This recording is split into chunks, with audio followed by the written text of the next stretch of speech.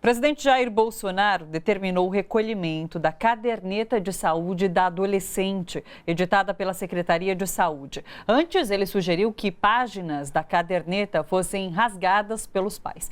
O motivo? A cartilha mostra o desenvolvimento das partes íntimas de meninos e meninas, traz informações sobre higiene íntima e o uso de preservativos. De acordo com Bolsonaro, as figuras não caem bem para que crianças tenham acesso.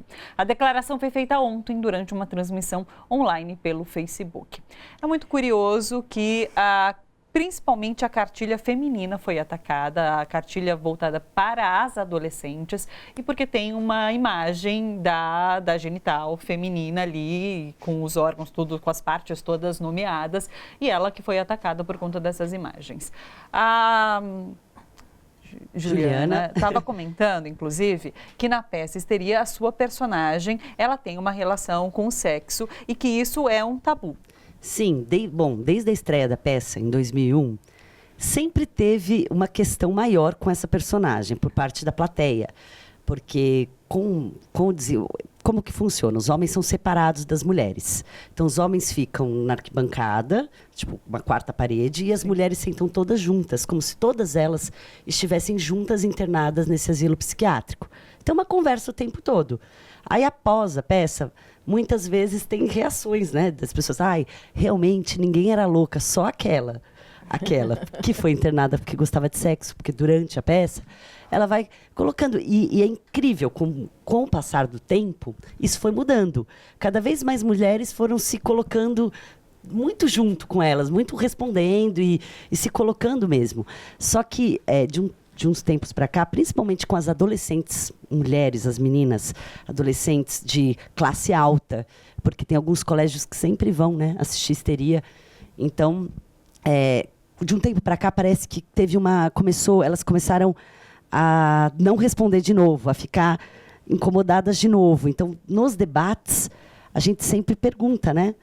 E é incrível como que ainda aquela coisa de mulher tem que se dar o respeito, ainda é dito, sabe? Como, não, mas é que, bom, a gente espera que as meninas, a gente sabe que mulher e homem têm os mesmos direitos, mas as meninas têm que se dar mais o respeito. Tem que ser...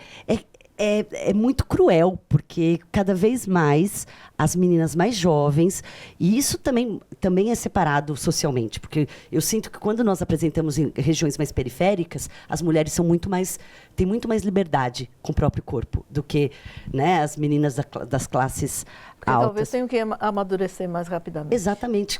Sim, né, pela tem própria que tomar vida. conta. Exatamente. Agora, essas meninas que têm uma família por trás e fazendo talvez até o crivo do que elas têm acesso ou não, eu sinto que está voltando uma repressão que a gente estava caminhando, mas que agora, sabe, que é uma coisa meio retrógrada mesmo. Mas eu acho que, em contrapartida, as meninas na periferia acabam sendo mais hipersexualizadas, né, do que, às vezes, é sempre uma balança que... E atacadas também, né? E sofrendo ataques. A gente né? poderia ver umas imagens se da você ficou cartilha. curioso, a gente separou as imagens da cartilha e que essas imagens foram criticadas pelo presidente Jair Bolsonaro.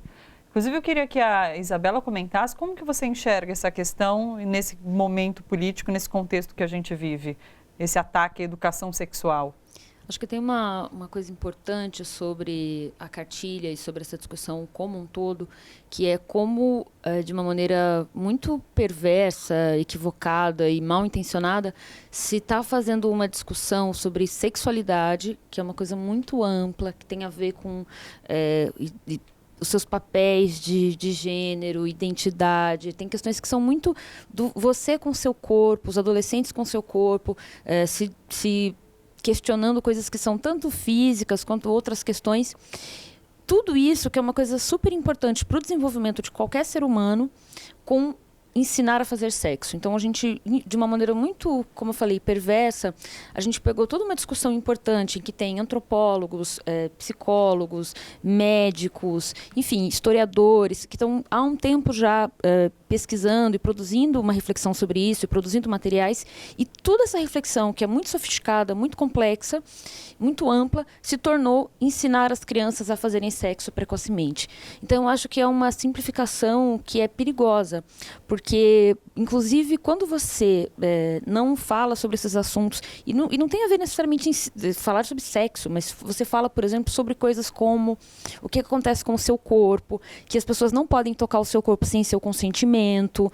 O que acontece? Se uma criança, por exemplo, uma menina pré-adolescente, ela começa a ser tocada, ou um menino também começa a ser tocado, essa pessoa não tem nem como repertório suficiente para conseguir dizer para um adulto, olha, eu acho que estão me tocando num lugar que é íntimo, porque você não tem nem como falar. Então, ou seja, ao contrário, eu acho, do que esse discurso supõe, né, de que você expor as crianças, você vai fazer com que as crianças façam sexo precocemente, é o contrário disso. Todo o movimento para se discutir isso com adolescentes, principalmente, é para evitar gravidez precoce, é para saber com que as pessoas, meninos e meninas, possam cuidar do seu corpo e saber que eles não podem ser tocados, que têm comportamentos que são inadequados. Então, ou seja, é para você proteger.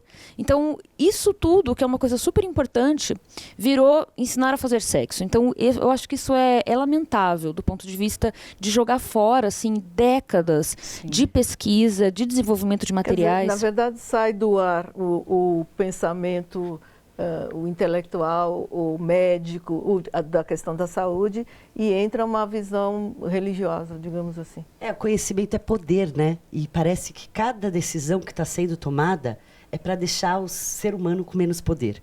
Então, o conhecimento virou o vilão da história, né? Virou o desenvolvimento intelectual, desenvolvimento médico, virou o vilão da história, é um absurdo. Agora tem o assunto sexo ainda é tabu, né? Querendo ou não, por mais que as pessoas estejam estudando o assunto e tudo isso, em vários segmentos da população ainda é tabu. Ninguém quer falar, os pais não falam com os filhos, essa coisa toda.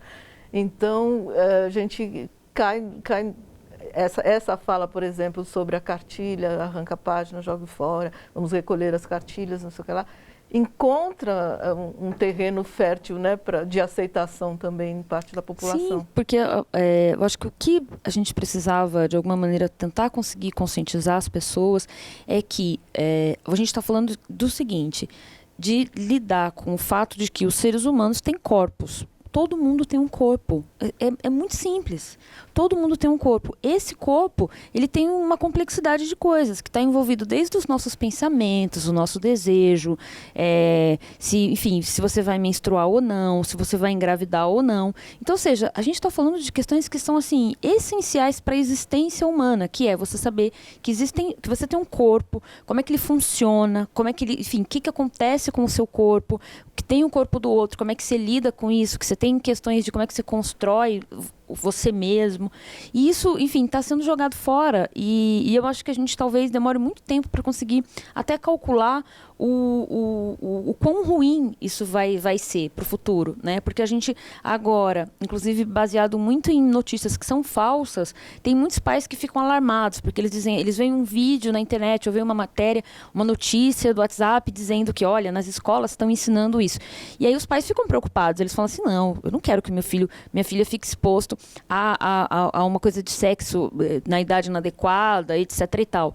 Só que, na verdade, não se trata disso, porque o que os pais precisariam entender é que, muitas vezes, o que você está tentando é, inclusive, proteger as crianças para que elas não fiquem expostas e para que elas tenham condição de ter discernimento, né, de dizer, não, olha, isso aqui não é adequado para mim, isso aqui não está bom, né, enfim.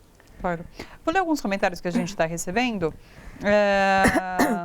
Sara Wagner disse, mulheres trans presentes, obrigada meninas por nos citarem, muito importante. A Alessandra Rodrigues falou que está assistindo a Joy Salles. A Denise Débora falou, gente, essa mulher é a deusa de Wakanda, sobre a Joy. A Yara Reis também falou, a deusa de Wakanda.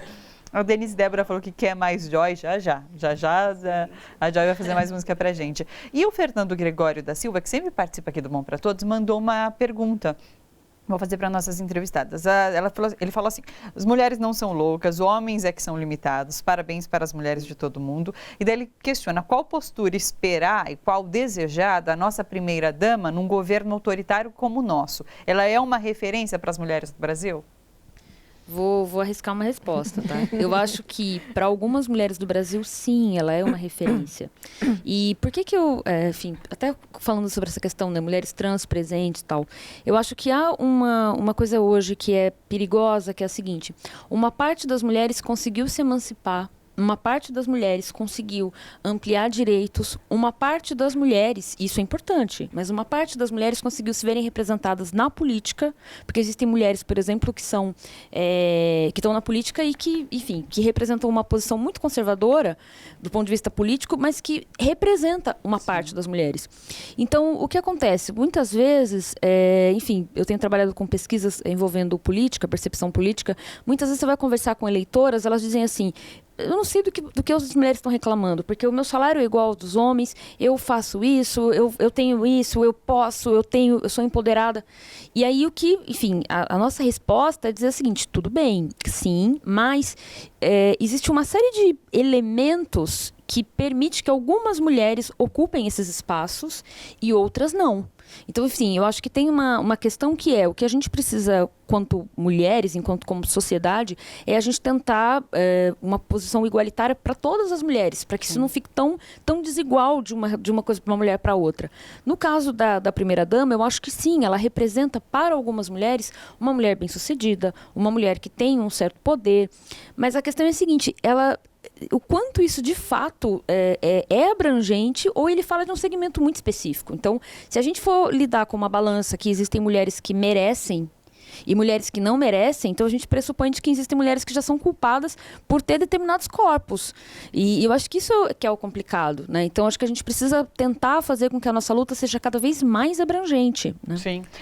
Gente, bora fortalecer a TVT? É só clicar em inscrever-se e depois clicar no sininho. Pronto! Assim que pintar notícia nova, você fica sabendo no ato.